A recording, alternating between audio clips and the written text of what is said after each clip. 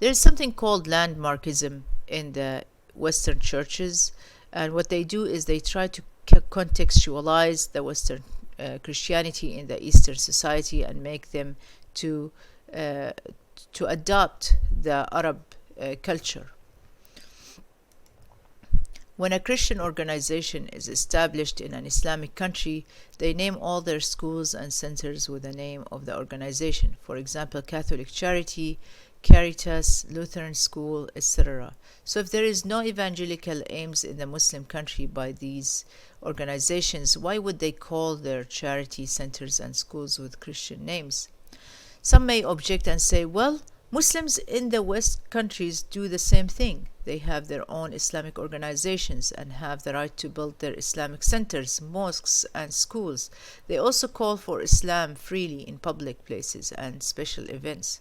Why don't Christians have the right to do the same thing in Islamic countries?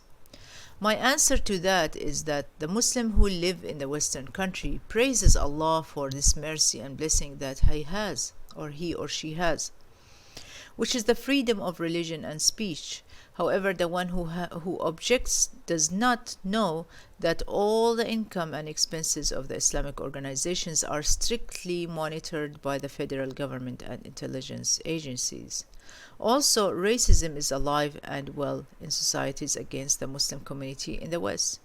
If a Muslim wanted to invite people to Islam in certain public places by doing da'wah, then he must be a member of an Islamic organization and get permission from the right department within the government. My question is right now, are the churches in Arab countries monitored like that? Does anyone know what really happens in the church or the monasteries? Does anyone know the amount of the money spent and where is it spent? Muslim governments have no information about such things because the Muslim organizations trust and respect the Christian organizations under the roof of the government of the country. If charitable organizations are only taking care of the needy and follow the rules of human rights and religion freedom, then why are they calling them by Christian names? There are no Islamic organizations named as such unless the aims of the organization is clear and has to do with calling people to Islam. This is what is called landmarkism. The Christian organizations leave their fingerprint in the Islamic country by building schools, hospitals, health centers, educational centers, orphanages, etc., in the name of that Christian organization. The existence of Arab churches have been known to exist for at least 6 decades in Islamic countries, such as Baptist, Nazareth, Brethren, Pentecostal, the Church of Christ, Episcopal, Lutheran, Catholic, etc. They are native churches with deep roots in the society. Their pastors and servants are Christian civilians and citizens. We cannot just uproot them and remove them in spite of the fact that they are from Western origins.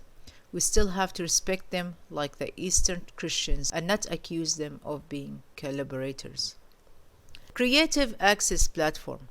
One of the issues presented in the Evangelical Conference was if it's ethical for Christians to find a way to stay in the country as a missionary secretly, and if he can lie if he was asked about his work. The Lausanne Conference in 1974 said that it is ethical as long as it protects the life of the missionary and does not deport him or her back to their country until they finish their work. We should actually blame the Muslim countries because they allowed for them to lie about their agendas. We know that they are going to enter the country even if there are strict laws against evangelism. I suggest opening the doors for them to do evangelism, but in public, not in secret. If the missionary was caught while evangelizing, then he should face the penalties. The missionary should rent a hall and call people to their religion in public, without fear. This way it will expose their beliefs and doctrine. And Muslims who have good knowledge should be able to respond to them in public as well.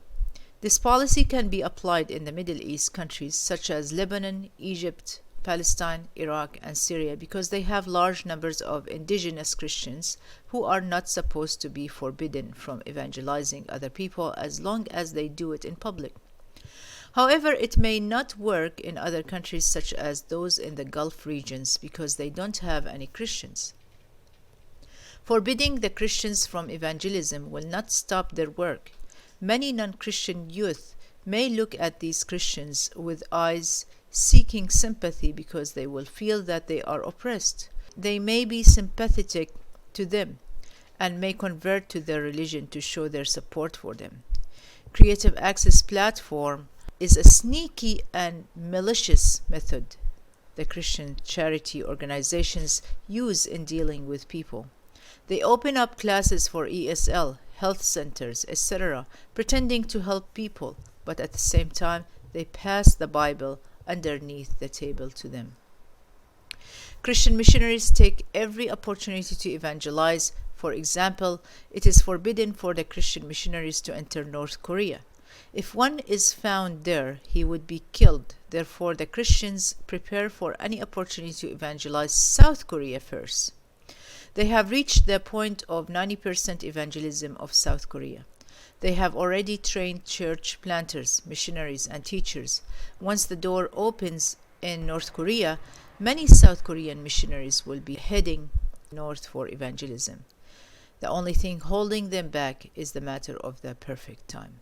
Saudi Arabia is considered second in severe persecution against evangelism. Christians should not be spending so much money on attempting to evangelize Saudi Arabia. According to the receptivity principle, however, they don't care and they break the rules anyway.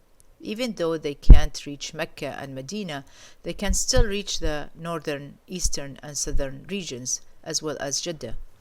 They are centered in the foreign compounds and apartment complexes, where the watchful eye of the government is not upon them.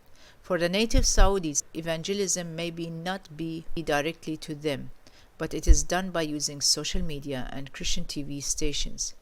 Evangelism has reached to 0.56% among the Saudis. One may not consider it a big deal, but it is considered a big achievement among the Christian agencies and a positive boost for them to continue. In other Arab countries, we find that the indigenous Arab Christians are already participating in public evangelism. Christians' brochures are distributed, calling for peace between the Muslim and Christians. They contain verses from the Quran and the Bible. One day in 2013, I was at a book fair in Egypt, and while passing by one of the Christian tents, there were some young men distributing some tracts like the 4 spiritual principles. How can you gain eternal life? And oh, my Muslim brother, sister, I want to tell you that I love you.